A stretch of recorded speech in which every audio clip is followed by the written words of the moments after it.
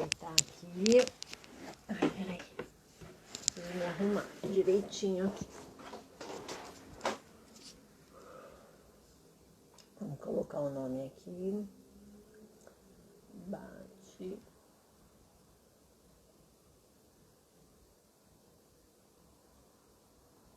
Oi, Maristela. Oi, Stephanie.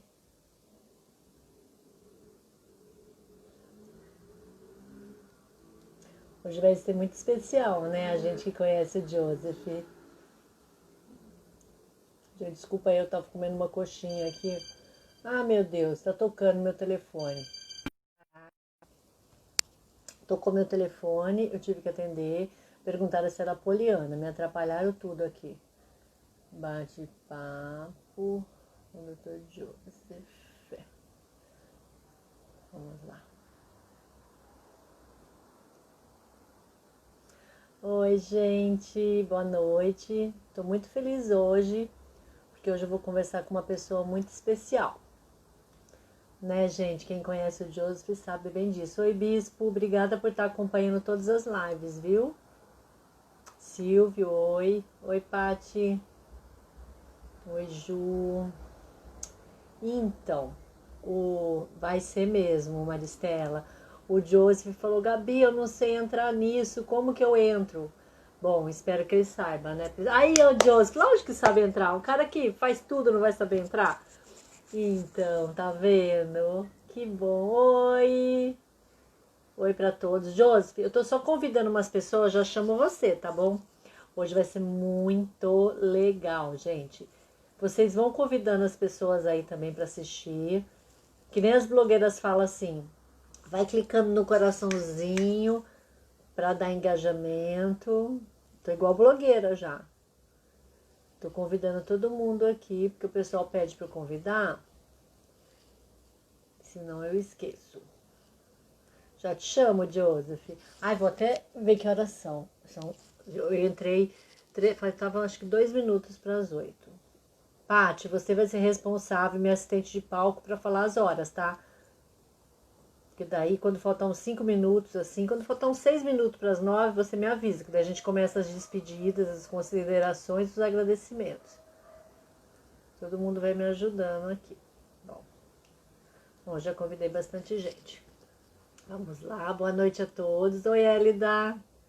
Oi, pessoal. Ai, eu tô tão feliz hoje, gente. Vocês não têm noção de como eu tô feliz. Agora eu tenho que achar o Joseph. Achei. Me aceitar. Vamos lá. Olha ele. Tá me ouvindo? Olá, pessoal, tudo bem? Tá me Tá ouvindo ouvindo bem, aí, Joseph? Gabi? Eu tô. Tudo bem, pessoal? Tudo jóia? Aqui. Eu já falei pra todo mundo que eu tô muito feliz hoje. Poxa, que bom, eu também, estou muito feliz. Tô mesmo, viu? Porque a gente pensou que esse agosto laranja a gente não fosse conseguir fazer muita coisa, mas está tendo um retorno tão bom, Joseph, porque pessoas que não podiam ir nas reuniões por uma falta de mobilidade ou por morar longe, estão acompanhando as lives, estão procurando mais a gente. Eu falei que parece grama para esse paciente com esclerose múltipla, todo dia 2, 3 que entram em contato, que a gente orienta. Tem tantos pacientes novos aqui para você conhecer. Ah, que ótimo, que ótimo. Eu acho que Que assim, bom. é uma oportunidade, então, antes de mais nada, né, já deu agora às 8 horas, né? Eu queria Isso. cumprimentar você, né, Gabi? Eu acho que, de certa forma, é extremamente importante a gente passar alguma informação a respeito do agosto laranja, da esclerose múltipla, aí eu venho acompanhando você, né? E eu venho visto que a cada entrevista, a cada conversa, todos nós ganhamos com as informações. Então, parabéns, né? Eu acho que isso é extremamente valoroso aí para a gente. Obrigada. E está sendo muito bom mesmo, porque são as associações que estão se reunindo, são pessoas que estão procurando saber mais sobre a patologia. Então, assim, esse serviço de formiguinha que a gente está fazendo está sendo fantástico. E os novos portadores Então, ao contrário de nós, que somos pacientes mais antigos, que nos assustamos um pouco com o diagnóstico no começo, então está sendo mais assim, mais tranquilo. Claro que não, sem medo, sem angústia, sem as inseguranças que vêm com o diagnóstico. Mas só deles saberem que tem uma associação que dá suporte, uma equipe multidisciplinar, então, assim, é fantástico. E, olha, eu toda vez que eu estou com você, com a Andréia, com a Rosana, com a Yara. Gente, a gente está com tantos neuros bons aqui na Baixada. É assim, incrível o trabalho que vocês fazem, né? Uhum. E os É, eu, alunos de vocês, então, são privilegiados. Ah, poxa vida, Gabi, obrigado. Na verdade, assim, eu tô há mais ou menos 15 anos, né, que eu acompanho os ambulatórios de neurologia geral e de esclerose múltipla, e desse tempo para cá, muita coisa veio somando, muitos pontos positivos em relação ao nosso conhecimento em relação à doença, não só o nosso conhecimento, mas na questão do diagnóstico, alguns pontos importantes em relação ao conhecimento mais a fundo da doença, novos medicamentos, novos tratamentos, enfim, eu vejo que, de certa forma, esses últimos 15 anos foram bastante intensos aí, né, para a maioria dos pacientes, né, e para nós também na área médica, né. De Sim. qualquer forma, é sempre um prazer, né, poder participar aí e a gente eu já fico aqui Obrigada. no papo com o Gabi aí, né, Gabi? Isso, de frente com o Gabi. Vou De patentear. frente Não com posso. Gabi, é Não, isso aí. de frente. Esses dias eu fiz de costas com o Gabi, porque eu cortei meu cabelo, eu queria que o pessoal visse meu corte. Olha, gente, boa noite a todos vocês. Eu estou aqui com um médico, o Dr. Joseph Brooks. Ele é neurologista, mestre titular da Academia Brasileira de Neuro, professor assistente da disciplina de Estrutura e Função da Unimes, mestre e doutor em Neurologia pela Unirio. E ele é, assim, fantástico como pessoa, como médico, como profissional. E então eu acho que vocês têm que conhecer essa pessoa magnífica, porque ele e toda a equipe é fantástica. Tá bom? Eu quero começar agradecendo muito que você aceitou o meu convite, porque é uma honra, porque eu tenho que começar falando isso, que em 2009, gente, isso eu tenho que contar porque eu não canso de contar para ninguém. Eu estava com a minha perninha meio estranha, minha pernoca meio balançando, meio pesada, e a médica, paciente médica é o pior que tem. Eu peguei e liguei para um amigo meu, falei assim, olha, eu acho que a minha perna tá ruim, eu devo estar com algum surto, eu vou fazer uma pulsoterapia. Meu amigo, pelo amor de Deus, Gabi, você é médica, vai lá no pronto-socorro. Eu falei, mas ninguém vai saber no pronto-socorro o que eu tenho. O que adianta eu ir? Aí eu fui pro pronto-socorro. Cheguei lá, tinha. Em 2009, você fazia plantão no Ana Costa, né? Fazia ainda plantão, eu acho que eu já tinha terminado a neurologia, mas ainda Uhum. estava fazendo neurofisiologia, estava Olha chegando em aí, Santos. que É, graça, gente. Deus sabe o que faz. E aí, quem que tava de plantão? Esse carinha aí. Aí ele fez um exame tão minucioso em mim que ele parecia um ET. Eu olhava para ele como se fosse um ET. Porque ele pegava um palitinho, ele, tá sentindo aqui? Tá sentindo aqui? Eu falei, nossa, gente, que médico é esse? Né? Ó, você tem uma lesão em T12, T11, não sei o que. Eu falei, gente, é um ET. Que é isso? Como é que ele sabe? Daí eu fui para São Paulo, fiz uma ressonância, estava lá a lesão naquele lugar que ele falou. Então, assim, a partir daí, nunca mais larguei ele. A Andrea fala que a gente tem que casar com os nossos médicos. Eu já casei com o Neuro, ó, a Simone, dá licença aí, tá? Mas casei com casei com você e com a Esther, a secretária, né? Que é não tem isso aí. como. Então, assim, agradeço muito por ter colocado você na minha vida. Puxa E vida. apesar da gente se conversar só pro WhatsApp, né, para eu pedir declaração para eu viajar, né? Na Mas verdade, assim, foi um prazer. Na verdade, eu nunca vou esquecer. Desde então, além de paciente, é minha amiga também. Enfim, a gente acabou estreitando ainda mais, né? Eu acho assim, nesses anos todos, né, Gabi? Graças a Deus você tá bem, você vem acompanhando de certa forma, enfim, e a gente tá bastante animado aí, até porque você, de certa forma, vestiu bastante a camisa, volto a dizer, né, para Sim. aquelas pessoas que entraram agora, como importante, né, a gente aproveitar o mês de agosto, né, a conscientização que a gente tem em relação à esclerose múltipla. Lembrando, Isso né, aí. Gabi, acho que eu podia começar Pode começar, por favor. conversando um Falando um pouco, pouquinho. né, assim, a esclerose múltipla é dita como uma doença rara. Eu acabo militando em algumas doenças raras, não só a esclerose múltipla, né? Principalmente as doenças de depósito lisossômico. E a gente sabe que as doenças raras, elas são classificadas no mundo de algumas formas em relação à epidemiologia distintas. No Brasil, a gente diz que uma doença é rara, porque aí a gente começa a perguntar, né? Mas então, como que eu faço para saber se a minha doença é rara ou não, né? No Brasil, a gente fala que uma doença rara é uma doença que tem uma incidência menor do que 65 indivíduos para cada 100 mil habitantes, o que dá uma média, mais ou menos, de 1,3 pessoas para cada 2 mil indivíduos, né? Para a gente ter uma ideia, Gabi, a esclerose múltipla na nossa região, a gente tem 2 trabalhos realizados, né? Depois de 2000, entre 2010 e 2015, né, 2 trabalhos sobre prevalência, e a nossa região tem em torno de 15 indivíduos para cada 100 mil habitantes, o que dá essa característica de ser uma doença rara, né, uma doença não comum, uma doença rara. Então, é só para a gente ter uma ideia, né, quando a gente classifica isso, né? De certa forma, o governo tem um ponto extremamente importante em relação ao tratamento. Mais de 30 doenças, Gabi, raras, eles têm PCDT para tratamento, né? Então, assim, eu acho que esse é um ponto importante que a gente cabe ressaltar aqui no nosso encontro, né? De certa forma, Gabi, assim, o que eu gosto de começar as nossas aulas e mesmo as nossas conversas sabendo assim, não é deixar todo mundo aqui neurologista, não é isso, mas de certa forma é tentar mostrar com algumas informações pontos que eu julgo serem importantes, né?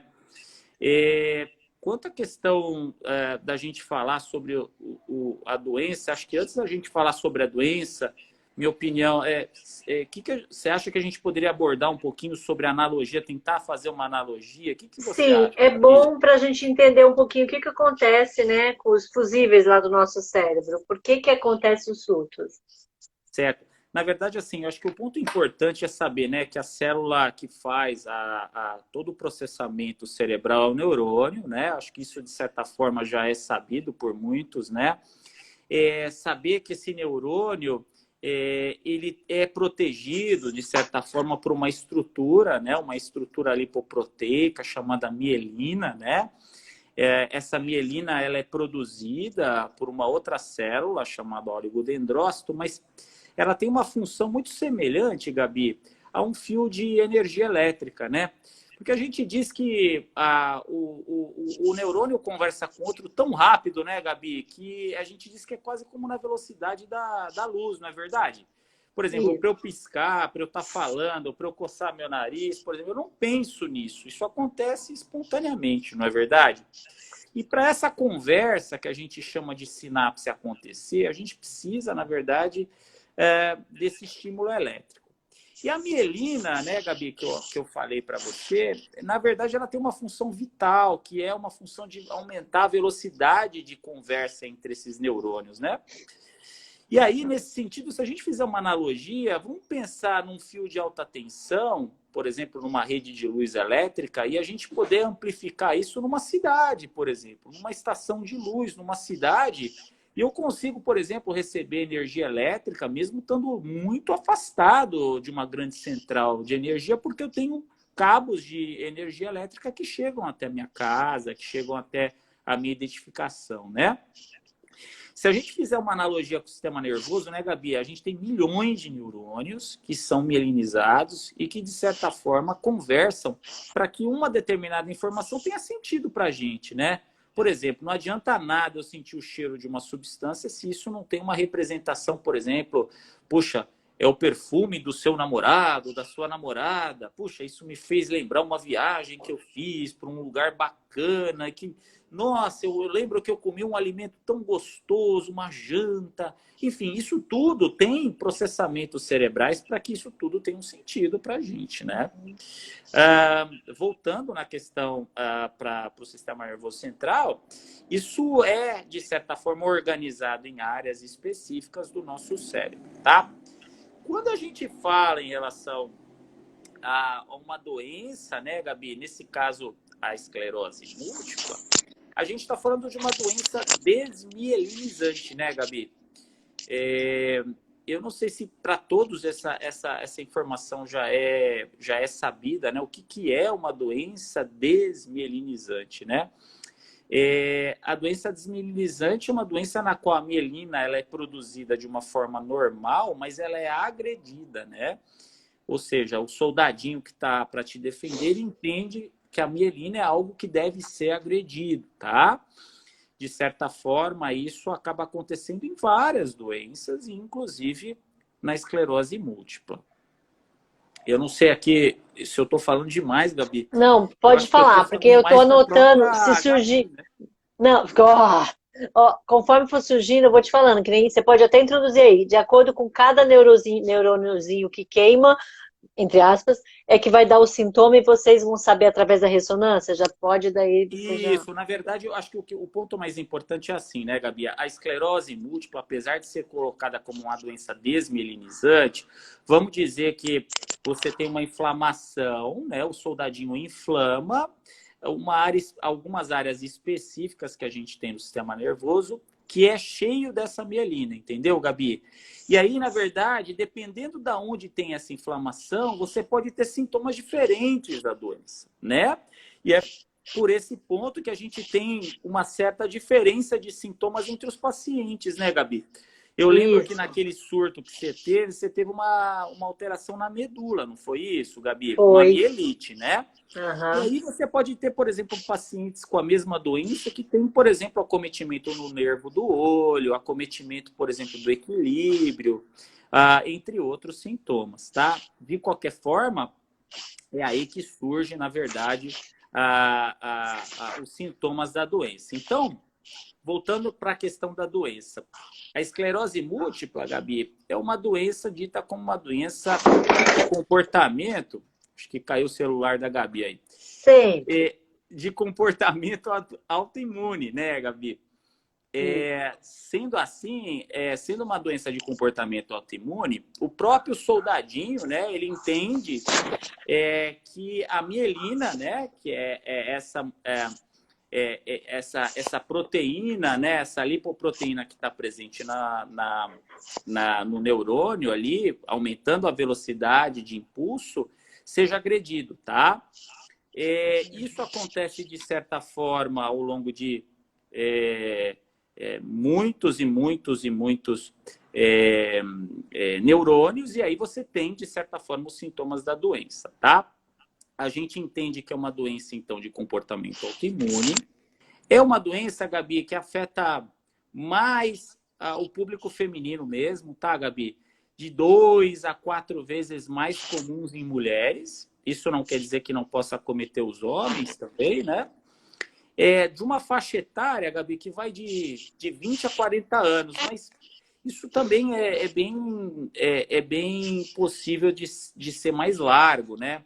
Eu já cheguei a atender paciente, o meu pacientinho mais jovem tinha 8 anos de idade, e eu já cheguei a atender pacientes com mais de 60 anos de idade, ou seja, isso então não é uma equação. Travou? Agora foi. De qualquer forma, Gabi, é uma doença que acomete, então, esse público. E como eu falei, né, uma doença que acaba tendo uma prevalência diferente no mundo, né?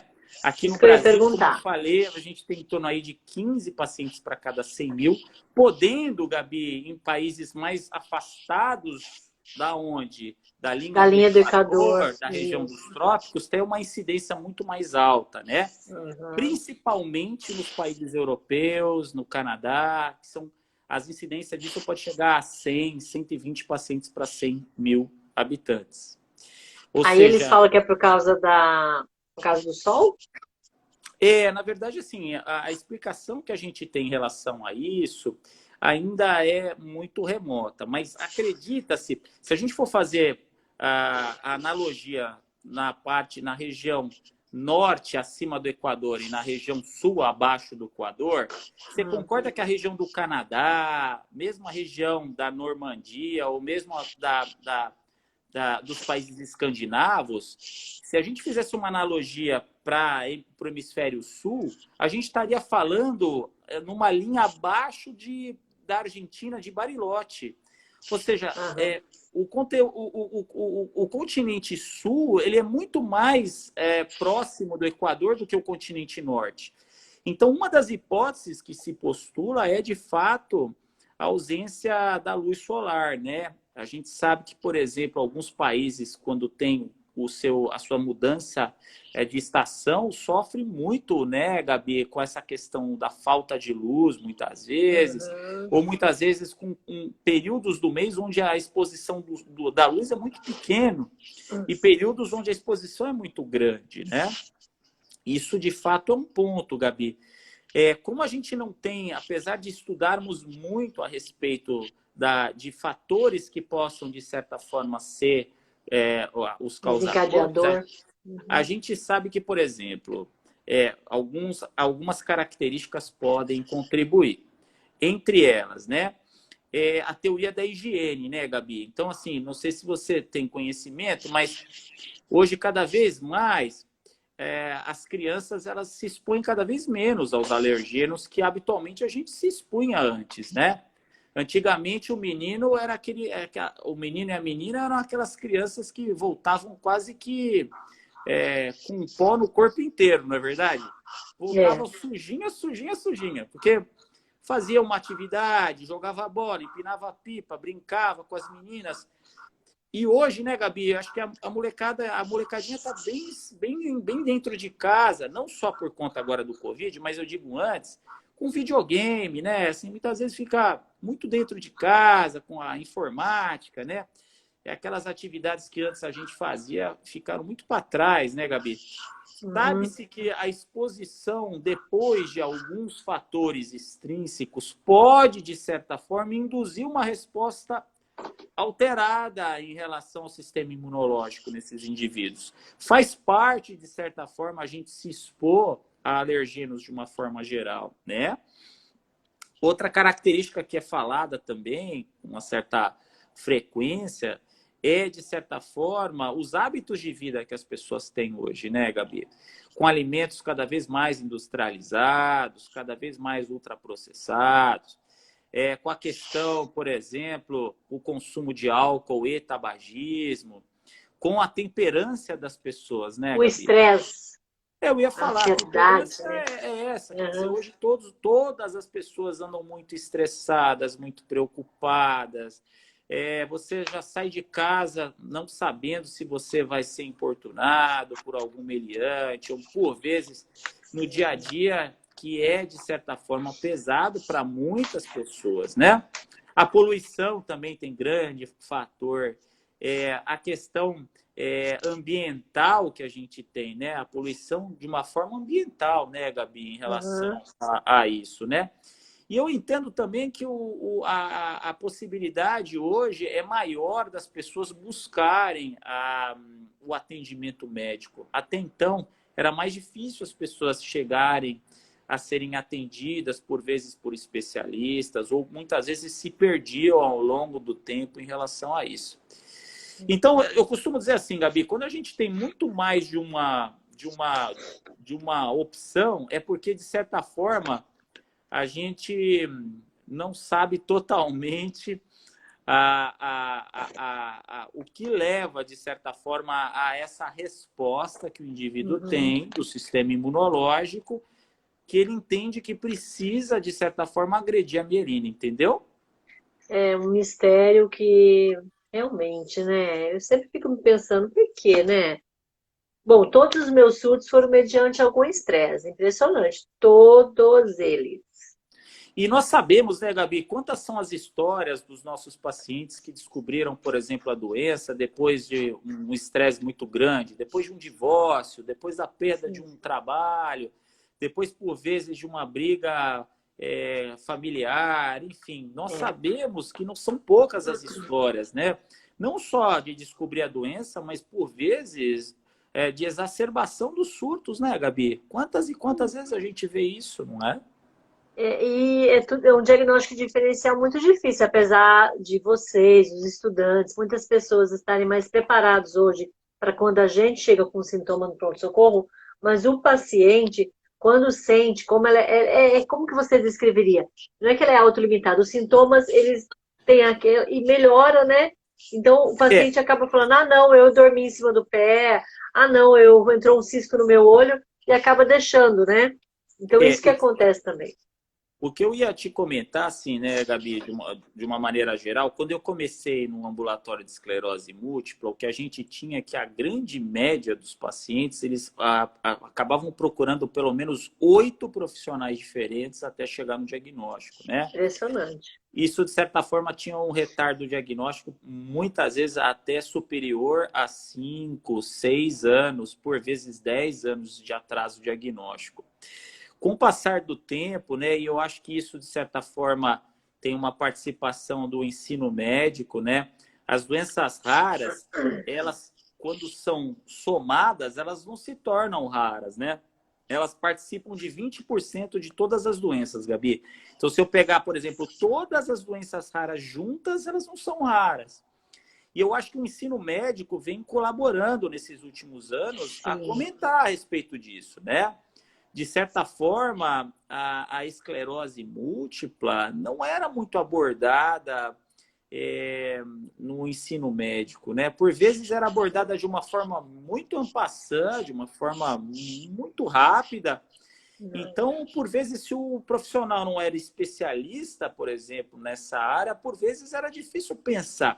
Só pensa no diagnóstico quem já estudou sobre o determinado assunto, não é Com verdade? certeza.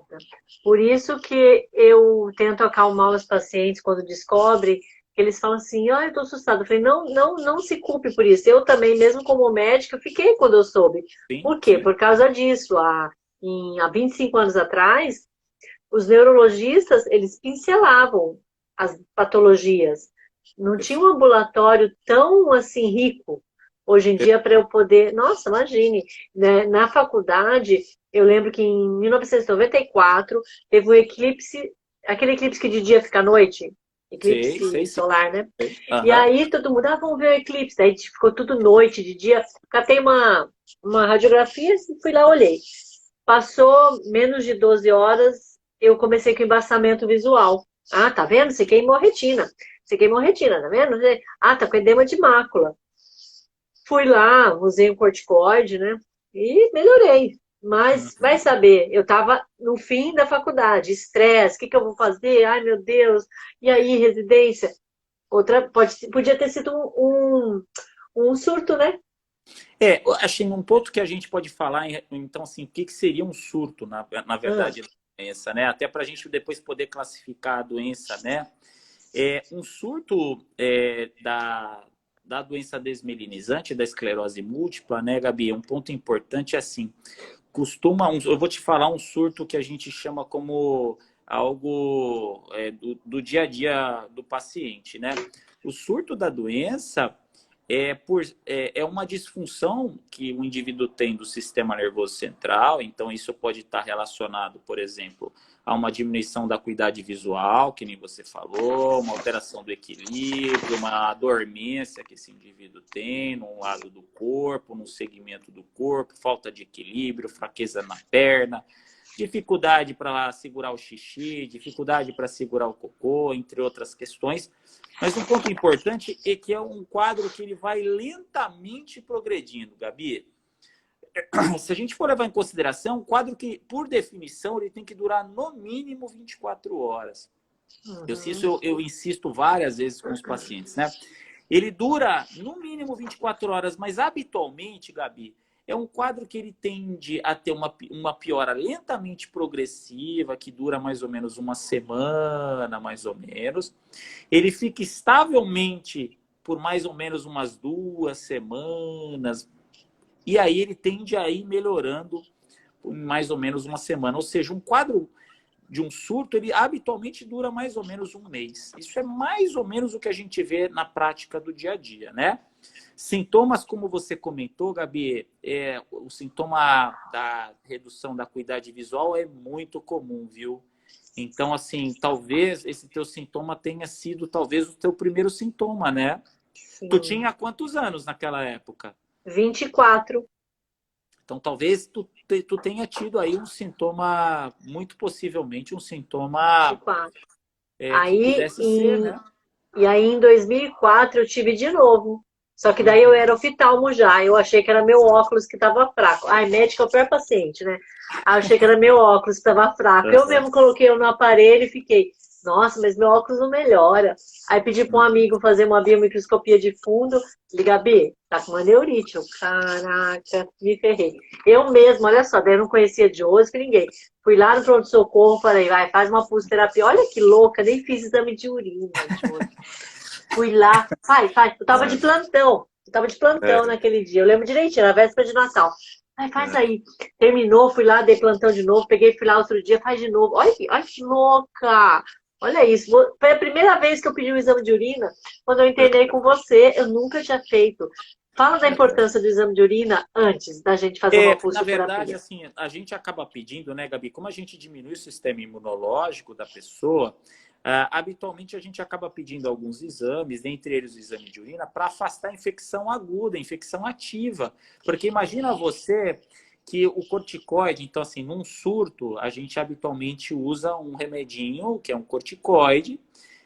O corticoide diminui a resposta inflamatória que esse indivíduo tem, melhorando, enfim, a inflamação do sistema nervoso. Mas da mesma forma, eu tiro o soldadinho que pode brigar contra aquela bactéria que pode estar presente na urina, né?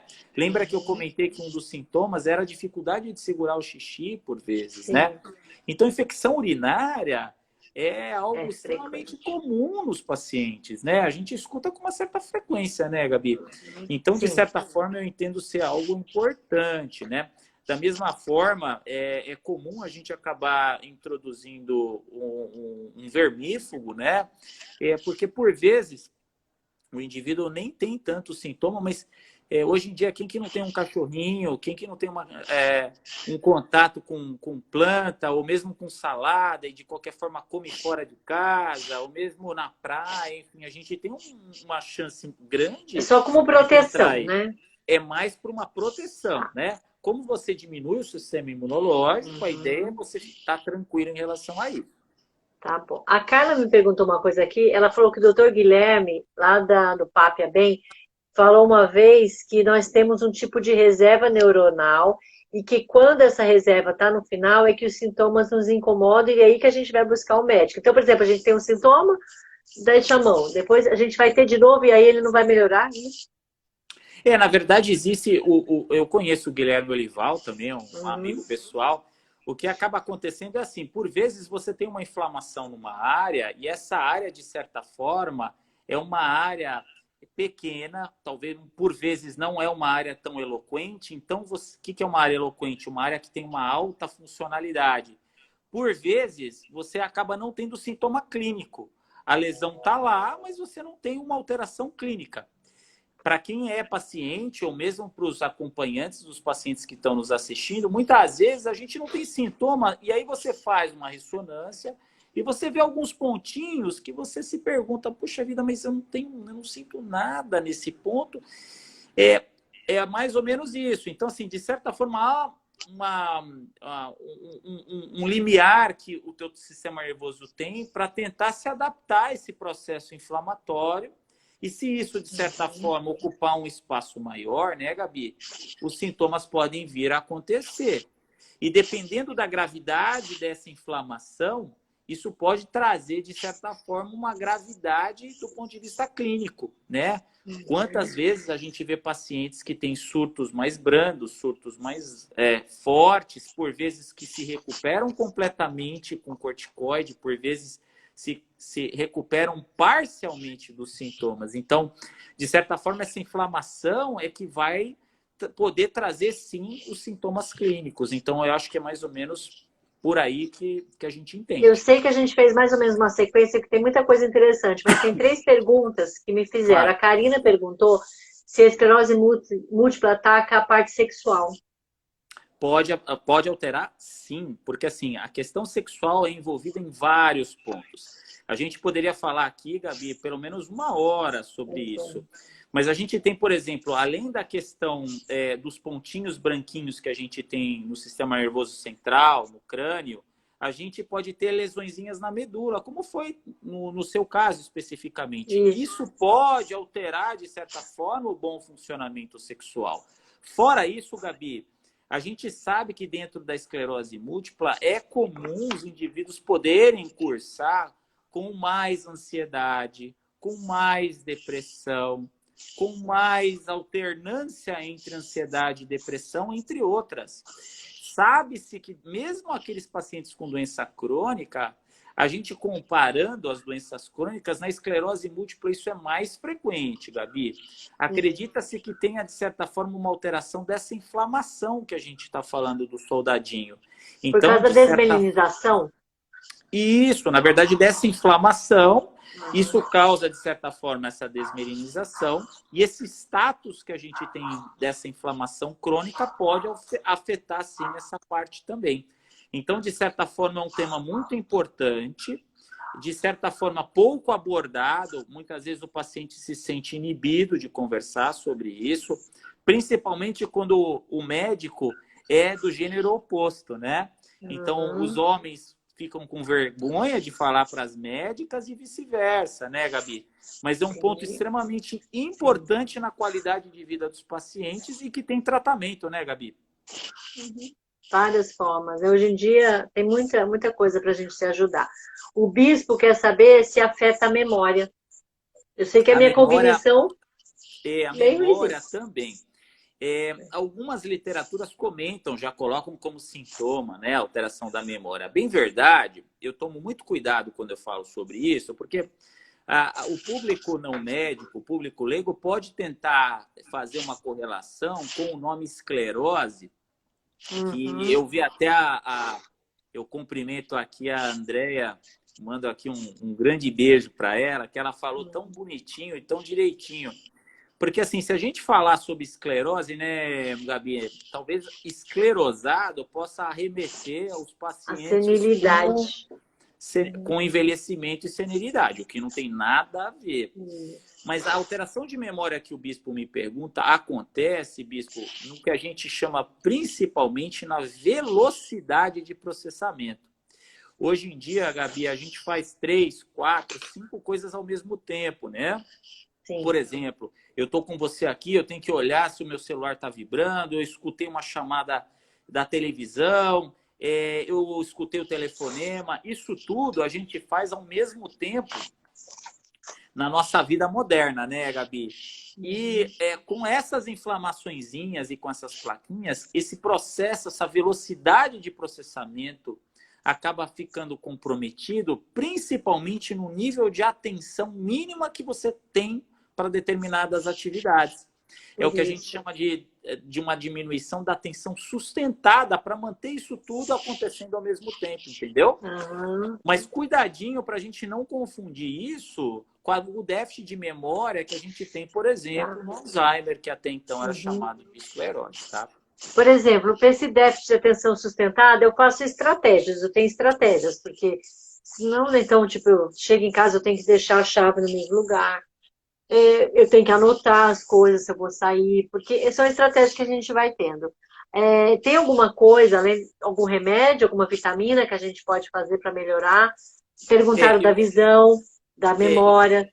A gente sabe, assim, Gabi, que isso é muito comum, isso já acontece no início da doença, então muitas vezes as pessoas acham que os indivíduos que têm mais tempo de doença ou uma doença mais ativa são aqueles que vão ter. Não, muitas vezes você tem uma doença recém-diagnosticada e isso acontece. Por vezes, o paciente ele se sente extremamente desconfortado, porque muitas vezes nem o cônjuge ou nem o familiar acredita nisso, né? Sim. Pô, mas aonde está a tua cabeça? Por que você esqueceu tal Tô coisa? Meu Deus do desligado. céu!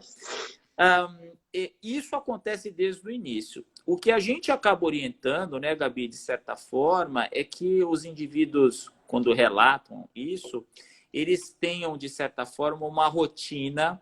E eu acho que essa rotina ela é fundamental. Você ter horários bem marcados, evitar os distratores. Então, muitas vezes, avisos que podem ser hoje no celular. Então, hoje a tecnologia está para ajudar a gente, Sim. né, Gabi? Muitas vezes aviso no próprio papel ajuda a gente. Tudo. E Uhum. tentar se treinar a ter um foco maior em relação à atenção. Existem algumas terapias que são realizadas na equipe multiprofissional que pode, na dependência da avaliação médica, orientar os pacientes nessa linha, né? De fortalecimento em relação à questão da memória. E aí, cada caso tem que ser abordado melhor, né? Tá, a Adriana tinha perguntado no caso da visão, alguma vitamina. Eu, como oftalmo, a gente geralmente prescreve vitamina A, mas eu falo para comer cenoura. Já viu óculos o coelho de óculos, né? Mas na verdade é um conjunto, né?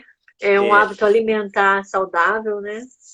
eu acho que assim, isso que você abordou, eu acho que é o ponto mais importante, né? Independente do tratamento que a pessoa estiver fazendo, né? O tratamento estabilizador de doença, acho que o ponto mais importante é esse indivíduo ele tá, de certa forma, se sentindo bem, né? Lembrando que a saúde, né, Gabi, não é só a ausência de doença, né, cara? É o Uhum. bem-estar psíquico, é o bem-estar físico, é o bem-estar emocional. Então, de certa forma, eu acho que tudo isso é importante. Mais uma Sim. vez, te parabenizo. A gente teve aí reuniões de Gabi com o pessoal da nutrição, com fisioterapeuta, com médico, Psicóloga também, muito bom psicólogo. foi. Então, assim, eu acho que tudo isso é importante. Do ponto de vista especificamente para a questão da visão, dependendo da onde na verdade, a gravidade da neurite, né, Gabi? Existem, de Sim. certa forma, tratamentos que tendem a tentar ajudar, na verdade, o foco da visão.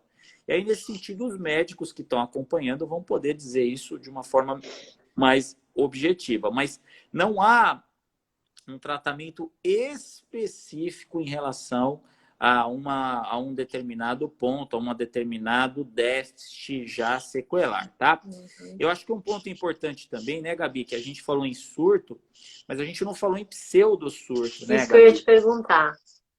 É muito comum, né? O pseudo quer dizer falso ou escondido, né? A palavra pseudo, né?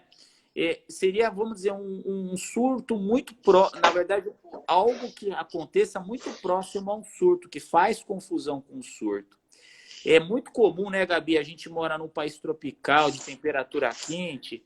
Que paciente, depois de um tempo de exposição ao sol, não sente uma fadiga mais importante, né? Não sente, por exemplo, uma piora na dormência, uma piora na força, por Uhum. exemplo, e que volta de uma forma geral depois de alguns minutos, depois de alguma hora, de algumas horas, né? O pseudosurto, por definição, ele dura menos de 24 horas, porque o surto, de certa forma, é um quadro progressivo que dura no mínimo 24 horas. E pode ou não estar relacionado, né, Gabi, a aumento da temperatura corporal. Eu estou repetindo muitas coisas aí da Andréa. A Andréa chegou a comentar, muito Mas é bonitinho também. importante. A gente tem um fenômeno, né, chamado fenômeno de Uthoff, que é nada mais, nada menos do que uma piora do sintoma neurológico frente à exposição à temperatura, né? O corpo ele aumenta a temperatura e o indivíduo pode presenciar uma piora dos sintomas frente a essa questão. Ou seja, não só a temperatura, mas por vezes ambientes que estão mais quentes. Então, imagina uma banheira muito quente, um chuveiro muito quente, pode, Uhum. por vezes, criar um sintoma desse, tá? Eu tive um caso interessante. Eu fui para Caldas Novas. Uhum. Eu não sabia que existia esse fenômeno de UTOF. Lá eu fiquei mergulhada naqueles negocinhos lá, naqueles postos lá. Sei. Menina, eu saía de Para lá, sair de lá é ruim, né? eu parecia a mulher elástico. E eu falei, meu Deus, nossa, acho que eu tô cansada. Ai, será que eu tô com dengue? Achei tudo. Aí quando eu voltei, fui pesquisar, na época não te conhecia, era isso, pode. E antigamente eu li uma coisa da Idade Média, que eles diagnosticavam mergulhando as pessoas em tanques de água quente. Olha Na isso! verdade, assim, eram sintomas, na verdade, que os indivíduos Aham, tinham de piora, né? Não só, na verdade, a temperatura quente, é que assim, no Brasil, né, Gabi, a gente não tem frio, né? Para falar a uhum. verdade, poucos são as regiões do país que tem temperatura negativa, né? A gente sabe que o fenômeno de Eutófilo no Brasil vai acontecer com o calor. Se tu tiver, por exemplo, no Canadá, ou se você tiver na Islândia, ou mesmo no país escandinavo, baixas temperaturas também, Gabi, podem gerar esse fenômeno também, tá? Então, temperaturas muito extremas também podem causar isso. É que quando a gente fala em Brasil, não tem como não pensar no calor, né? O país inteiro é um país tropical, não é verdade? Deixa eu fazer as perguntas antes que eu esqueça. A Carla falou assim: por que que aparecem lesões novas e a gente não sente nada? Vou lá, fiz uma ressonância de rotina, apareceu lesão e não tive sintoma. Calha muito, eu acho que é uma pergunta extremamente importante, né? Hoje em dia a gente tem, e a gente vai comentar alguma coisa de diagnóstico, né, Gabi? Antes disso, eu só ia comentar Sim. os tipos da doença, né? Aham. Mas assim, calha muito bem essa pergunta. Hoje a gente tem um arsenal diagnóstico grande, né? Hoje a ressonância magnética ela ocupa, de certa forma, um papel importantíssimo em relação ao diagnóstico. E um ponto importante, Gabi, é assim: a gente tem a possibilidade de detecção de alterações imunológicas que antecedem o quadro clínico. Você está entendendo? Então, hoje eu Sim. consigo, através de exames complementares, anteceder, por vezes, uma sintomatologia clínica. Foi o que eu comentei que muitas vezes eu posso encontrar, por exemplo, um indivíduo que tem uma lesão nova na ressonância, uma lesão por vezes captando contraste, e essa lesão por vezes não tem um sintoma clínico. Como a gente comentou um pouquinho antes, por vezes, dependendo da área que essa lesão está e dependendo do tamanho, você tem essa reserva de neurônios que você mesmo comentou, que o Guilherme já Uhum. tinha comentado com aquela paciente, que tenta levar aquilo no limite, né? Chega um Uhum. certo ponto que essa inflamação ultrapassa esse limite e o sintoma clínico acontece. Deu para Entendi. entender? Entendi por quê, então. Legal. Vou só fazer mais uma pergunta, a gente vai para os tipos de esclerose. A Evelyn quer Tá. saber por que a esclerose múltipla, essa relação do mecanismo da esclerose com a fadiga. Por que causa isso? Por que a gente tem tanta fadiga? Essa é a parte que mais me irrita é a fadiga. Perfeito. Também uma pergunta, a Evelyn aqui, mandar um beijo para ela também. Na verdade, assim, a fadiga é um sintoma cardinal dessa doença, né? Extremamente comum e frequente dentro da esclerose múltipla, já desde o início dos sintomas. Então, erra aquele indivíduo que acha que a fadiga tem relação só com a carga do número de lesões ou tempo de doença. É comum a fadiga estar presente desde o início da doença. Muitas vezes, indivíduos que têm uma doença com uma carga de lesão baixa, com sintomas clínicos pouco alterados. O que eu posso dizer em relação à fadiga são vários mecanismos, tá, Gabi? Acredita-se que entra bem dentro do status inflamatório que a gente tem, né? Essa resposta inflamatória no sistema nervoso central gera, de certa forma, esse sintoma. Então, a fadiga, ela está presente em várias doenças, né? Mas na esclerose múltipla, acredita-se que isso tem relação direta com esse estado que o sistema imunológico cria, que é o estado inflamatório que a doença causa, podendo levar nos pacientes esses sintomas desde o início. Isso, volta a dizer, não tem relação com gravidade da doença, não tem relação com o número de lesões ou o tempo de doença. Fadiga é um sintoma que existe desde o início, viu, Gabi? Por vezes não compreendida pelos familiares, por vezes fazendo esse indivíduo ficar ansioso, depressivo. Lembrar que a fadiga não tem relação com depressão e ansiedade, ela acontece isoladamente a esses fatores, tá? Então, acredita-se que é esses estados de inflamação perpétua, né, que se perpetua dentro do organismo que leva a esses sintomas. Tá bom. Josi, a gente precisava de 2 lives seguidas, mas vamos dar uma apanhada aqui. Eu quero saber os tipos da esclerose múltipla e os diagnósticos a gente sabe através da ressonância, do líquor, mas existem outros exames que a gente pode fazer também. Eu queria que você falasse um pouquinho do potencial revocado. Que bom. Isso. Na verdade, assim, os tipos da esclerose múltipla, né? Então, talvez tenha algumas pessoas que acham que a esclerose múltipla tem que ser de uma forma. Na verdade, gente, quando a gente vê os pacientes de uma forma geral, 80% deles, ou seja, de cada 10 pacientes, 8 vão ter a forma recorrente e remitente. O que quer dizer recorrência e remitência? O indivíduo ele tem aí a instalação de uma forma insidiosa, de uma forma progressiva, como eu já comentei, que tem mais ou menos uma duração de 1 ano, de 1 mês. E o indivíduo, espontaneamente, ele vai regredindo os sintomas, podendo que essa regressão seja completa ou incompleta, tá? Ou seja, ele tem uma recorrência dos sintomas de tempos em tempos com a remissão dos sintomas de tempos em tempos, tá? Isso é 80%, Gabi, dos indivíduos, tá? Dos pacientinhos com esclerose múltipla. Ah, Joseph, e os outros 20%, né? Os outros 2 de cada 10.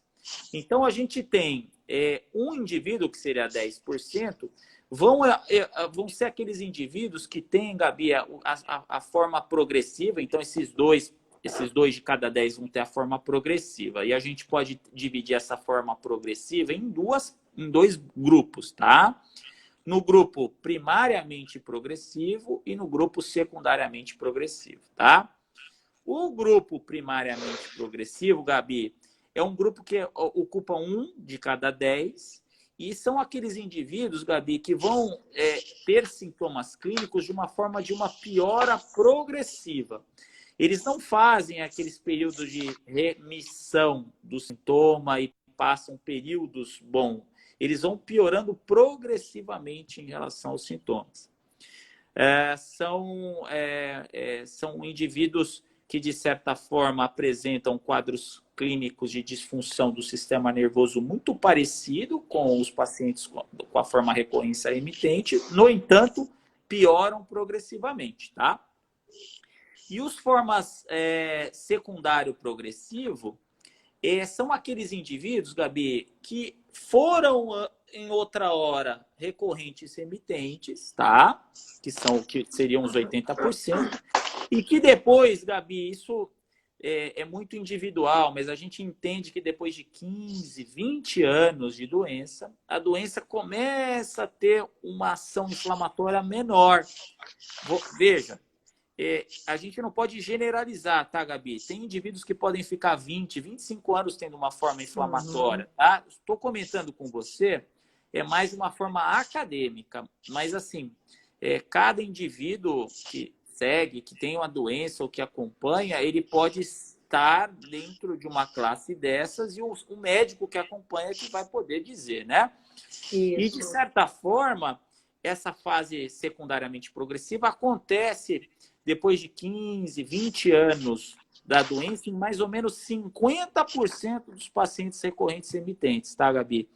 E são aqueles pacientes que não têm mais surto da doença, tá? Não tem mais aquela exacerbação clínica da doença, mas que podem piorar sintomas que outra hora existiam. Por exemplo, o indivíduo que tem 20 anos de doença e que não tem mais surtos, mas que refere uma piora, por exemplo, da força da perna, que tem uma piora no equilíbrio, que se sentem mais fadigados. Então, a gente entende que a forma progressiva, Gabi, essa secundária progressiva, tem muito menos inflamação do que a forma recorrente remitente, tá? E é importante a gente dividir esses pacientes. É importante nesses grupos, Gabi, porque os tratamentos que a gente tem visam grupos distintos em relação aos sintomas. Deu para entender? Deu, e Por os vezes tratamentos. eu preciso ser mais agressivo, com drogas mais anti-inflamatórias para esse paciente. Talvez nesse paciente ele tenha uma atividade inflamatória menor. Então, de certa forma, eu não preciso ter drogas anti-inflamatórias ou medicamentos anti-inflamatórios tão potentes. Deu para entender? Deu sim. Dá um apanhado a gente tem 6 minutos. Nos, Ah, pois é, tá vendo? Falei que não ia aqui. Você falou 1 hora é muito, não é nada. Com você é ótimo. Tem muita coisa. Por mim, entrava de novo. Fala dos diagnósticos sem ser ressonância, o líquor que a gente já sabe. tá, assim, um ponto importante, né? Então, além da ressonância que a gente falou, o líquor, ele é importante. E aí a gente tem alguns exames que eram muito utilizados, Gabi, antes da ressonância, do líquor, e que hoje podem ajudar, que são os potenciais evocados, né? Os potenciais evocados, Gabi, são nada mais, nada menos do que a gente poder marcar e a gente poder registrar potenciais elétricos dos neurônios em estímulos que são distintos. Eu posso dar um estímulo visual para você, mostrando, por exemplo, a alternância entre a cor branca e a cor preta, como é o potencial evocado visual, e quanto tempo esse estímulo demora para chegar do meu olho até a minha região occipital, que é a área de processamento da visão. Eu posso dar um estímulo elétrico na palma da minha mão e ver quanto tempo demora para chegar até a área que vai fazer esse processamento. Sendo assim, não é um exame específico para a doença esclerose múltipla, mas pode, Gabi, bem naquele caso que o médico está na dúvida, se ele não conseguiu ver uma determinada mielite, ou então ele não viu a lesão no nervo do olho, se isso pode ajudá-lo na questão da disseminação dessas lesões desse indivíduo. Então, eu entendo que, juntamente com a ressonância e o líquor, os potenciais evocados eles são importantíssimos aí para a questão do diagnóstico e do segmento desses pacientes, tá bom? Sim, olha, eu só sei de uma coisa, a gente vai ter que marcar outra, porque não é só agosto que a gente vai divulgar. Eu prometi que todo mês eu vou fazer uma live agora. Adorei. Muito bem, Daí muito a gente vai te bem. chamar de novo, que daí a gente foca, que nem numa só dos exames, numa só do tipo, daí a gente esmiuça mais nisso, porque tem muitas perguntas, mó legal, tem pergunta que eu nem imaginava. Então, assim, que nem o lance de que já não tem, como não tem biomarcador, não, tem muita coisa legal. Como temos 3 minutinhos só, eu quero agradecer de novo. Gente, qualquer pergunta que vocês tiverem, me mande. Eu peço, faço pro Josi, depois eu respondo vocês. E, nossa, tá sendo fantástico. E, olha, eu fico assim, eu falei de novo, fiquei emocionada. E a Andréia apareceu aqui depois. Né, Andréia? Ah, Você tá aí ainda, que legal. danadinha? Ela é uma Muito querida, bom. pô. Ai, eu adoro. Na Nossa, verdade, demais. assim, Gabi, eu só queria terminar, né? Como a Por gente tem favor. 2 minutos, Isso. primeiro te agradecendo todas as pessoas que estão aí me assistindo. É o maior prazer mesmo poder estar participando de algo tão grandioso que é o conhecimento, ainda mais na conscientização dessa doença, tá? Eu termino aqui com um trabalho, eu sou sempre muito científico, mas eu acho que aqui eu preciso chamar um pouquinho a atenção, um pouco mais para a questão do coração, né? Tem um trabalho, Gabi, e aí eu chamo a todos, né? Um TED Talk com o Dr. Robert Waldinger, né? É Vou um até TED anotar. Talk de 2017, perdão. É um estudo, Gabi, sobre a felicidade, tá? Eu acho Ah, que o ponto mais importante, né, o Happiness Study, né, é um estudo que tem 82 anos, começou em 1938 com 268 jovens, na época da Grande Depressão Americana, né? E eram jovens que moravam numa cidadezinha muito perto de Boston. Perguntaram para eles o que é felicidade, né, Gabi? E aí, em jovens de 18 anos, felicidade é ter carro, felicidade é ter uma mulher bonita, felicidade é ter dinheiro, enfim. E aí viram que aqueles indivíduos mais felizes, Gabi, eles tinham 3 características naqueles indivíduos que tinham isso até os 50 anos de idade, Gabi. Primeiro deles, né? é você ter um bom contato interpessoal, é você poder ter um bom contato com as pessoas, tá? É você achar que tá certo e errado o tempo inteiro, né? Você ter um bom contato interpessoal. Segunda característica, Gabi, foram aquelas pessoas que tinham um bom contato interfamiliar, tá? Que tinham um contato bom com o irmão, com o pai. Hoje em dia a gente vê tanta coisa aí, né? Por causa de nada, 27 segundos. a pessoa muitas vezes não consegue, né, lidar bem. Terceiro ponto, mesmo longe, é você saber que tem alguém que se importa com você, que te ama, tá bom? Muito obrigado, gente, que a gente possa ser feliz